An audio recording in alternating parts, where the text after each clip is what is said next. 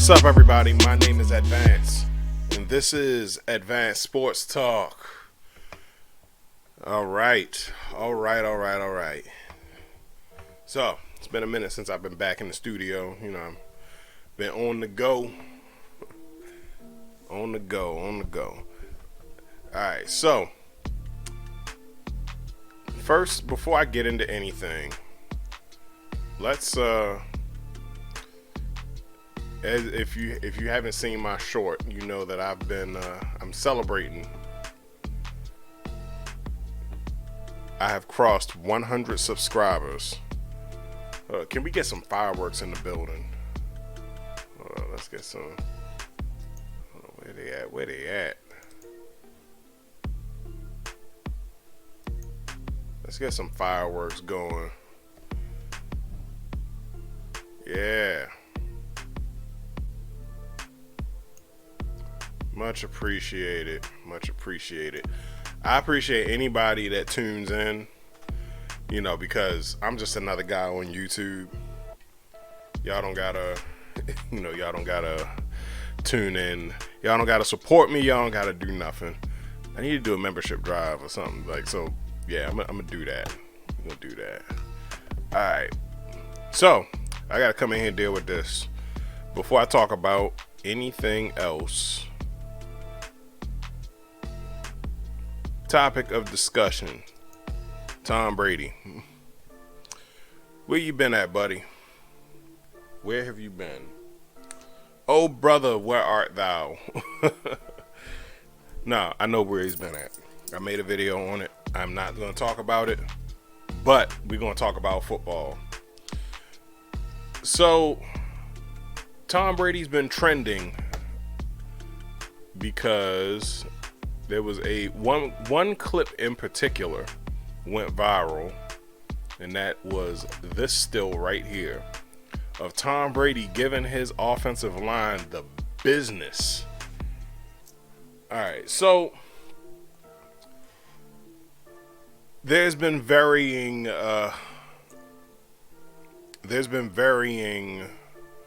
opinions on this, so of course Shannon Sharp pretty much said what he said about it.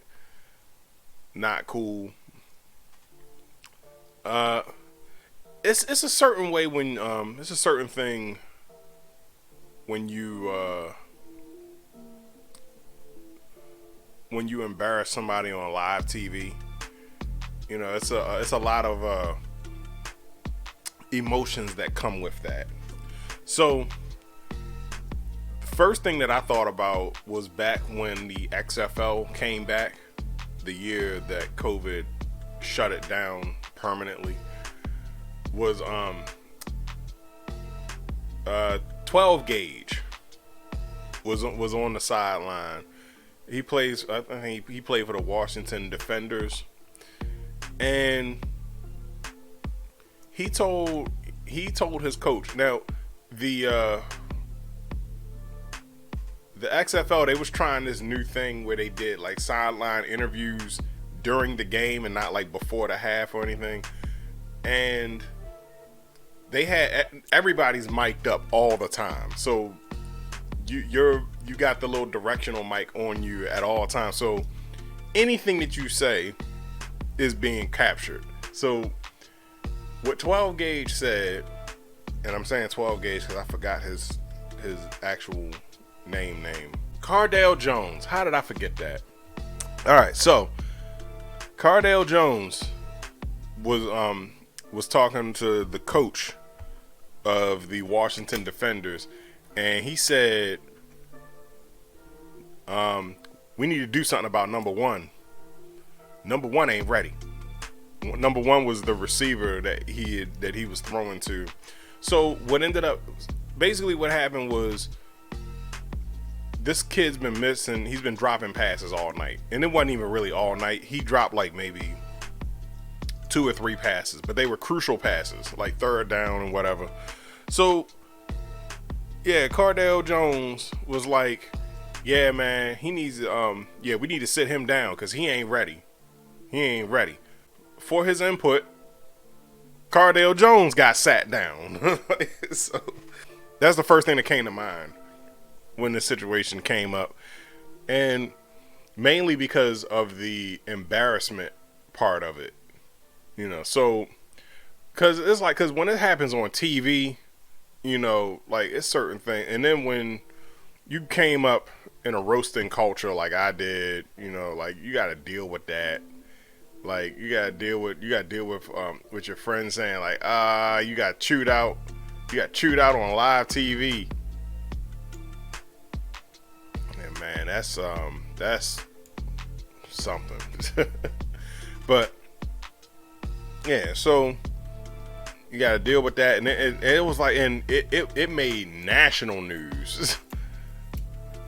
Like, well, I don't know if it made national news, but it definitely made it around. It made it to ESPN. It made it to Fox. It made it, basically every news outlet that did sports was reporting on this. I think it even made it to TYT Sports, but I don't know, I gotta see. But yeah, so the reason why this is so,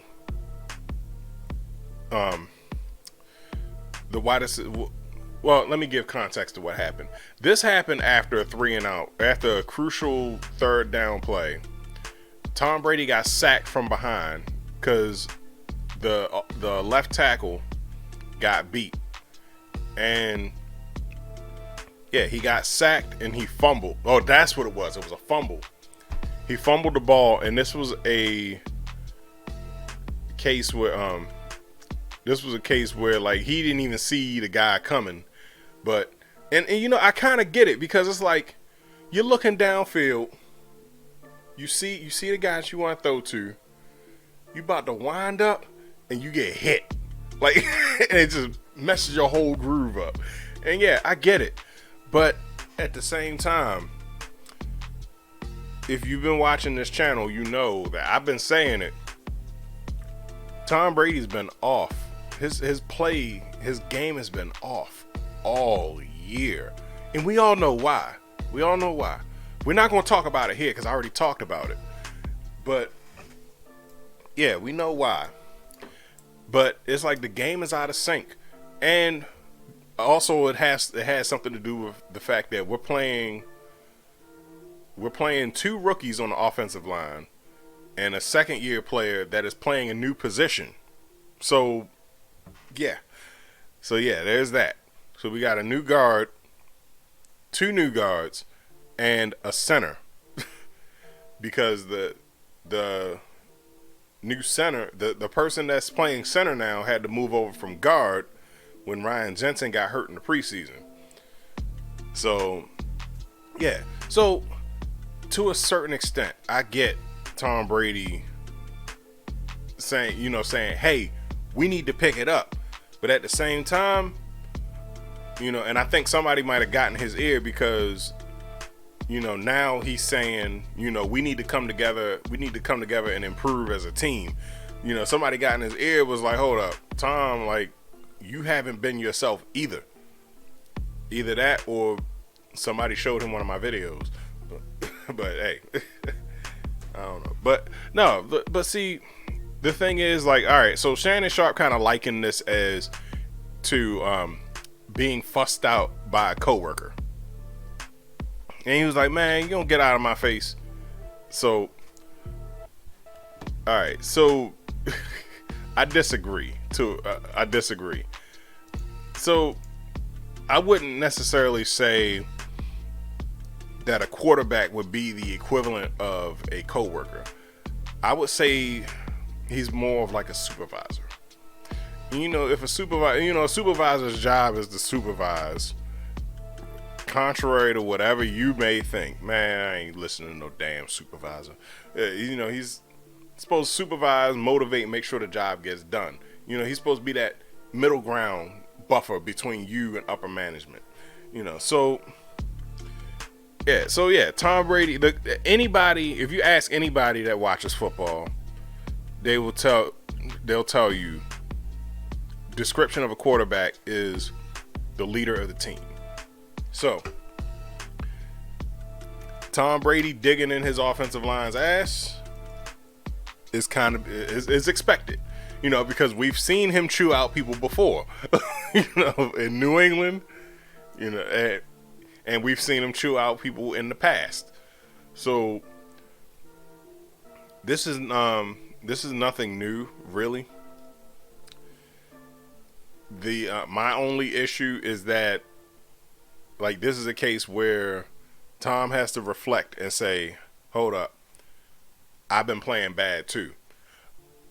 Like, yeah, you can, completion, he has low QBR.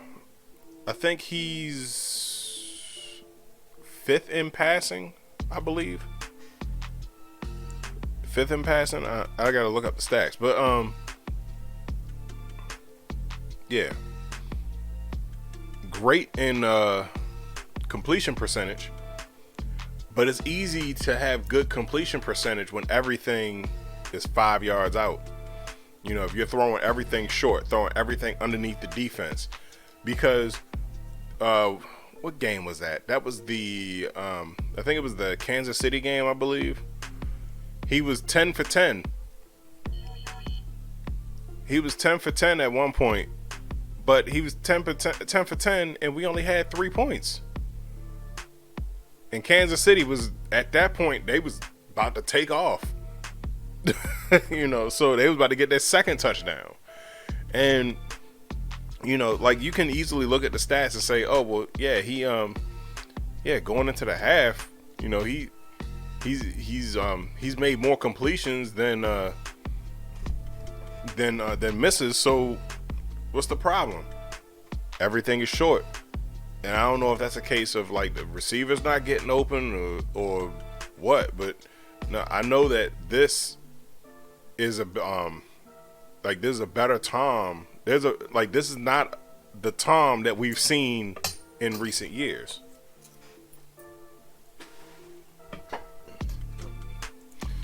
So, like I said before the Raiders.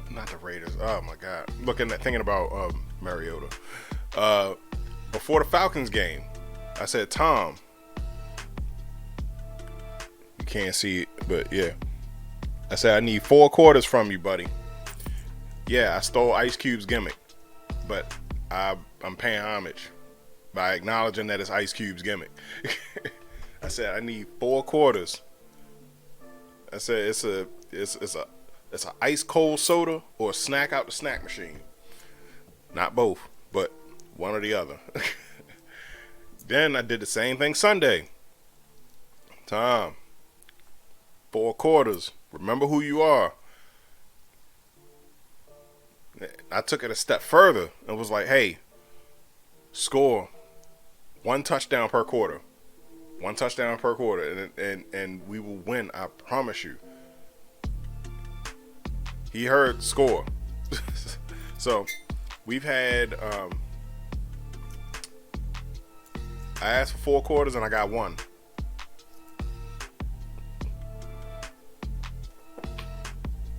What can I do with a quarter? I'm like, yeah, I can't do nothing with a quarter. So I'll tell you what a quarter got us. A quarter got Mitch Trubisky throwing a game-winning touchdown.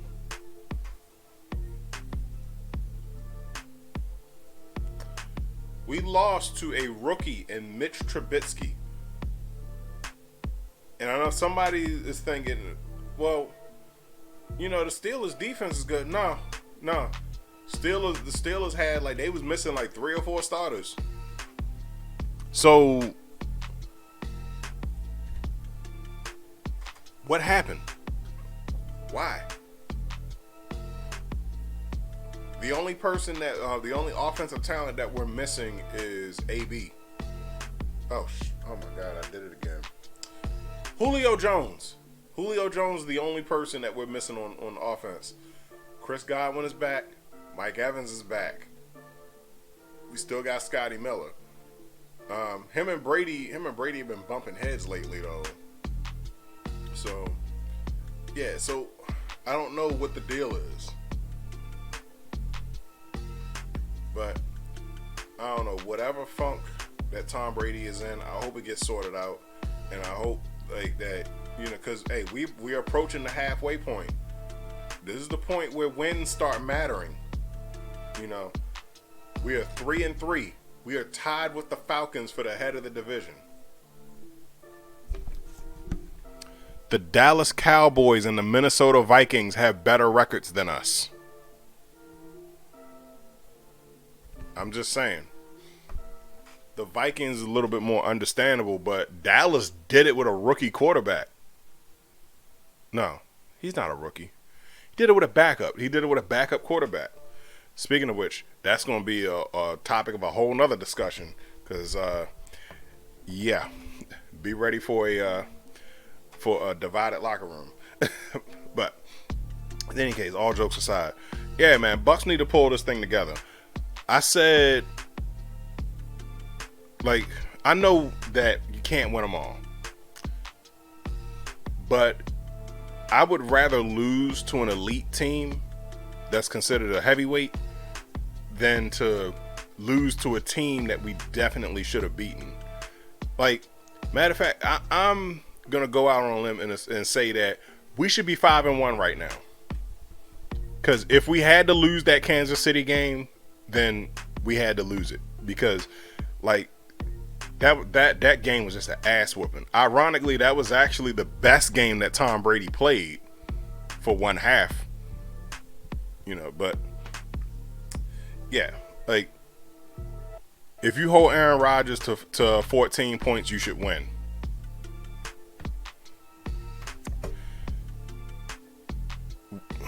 Tom Brady in the second half of the Kansas City game brought us back from a 20-point deficit.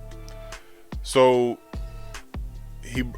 at the end of the day, the score was 41-31. We lost by 10 points. You mean to tell me we couldn't score more than 18 points on the Falcons? No. I'm sorry. We couldn't score more than 18 points on the Steelers? I forgot. We beat the Falcons. But even that score was a little bit low. Because they had a chance to win that game. We could have scored more than 21 points on the Falcons, if you ask me. The scoring has been shitty all season. Now, like I said, we should be 5-1 right now. We are 3-3. We're tied for the lead of the division with the Falcons. We should be running away with this stuff. Yeah, 3-3, but we got the tiebreaker on the Falcons. Luckily, we beat them.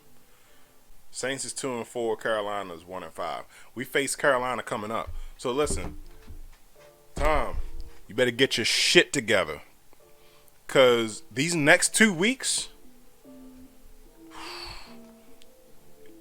Carolina might be struggling on offense, but they got a defense.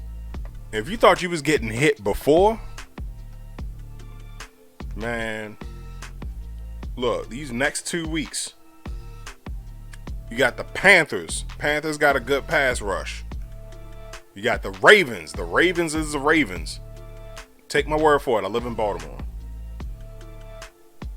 And we got the Rams after that. The Rams up and down. But, yeah. You got to get this together, man. Because right now, we're currently occupying the 3rd seed in the playoffs. And that's only because because we're leading the division by a tiebreaker. So, come on, fellas, get it together. That's all I got for right now. Let's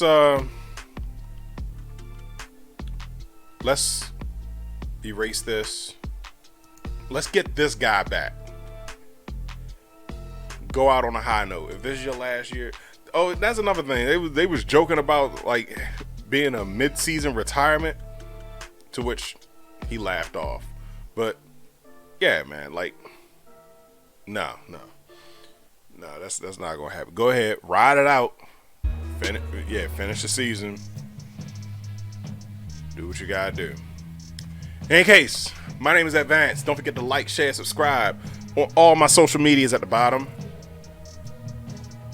I'm out.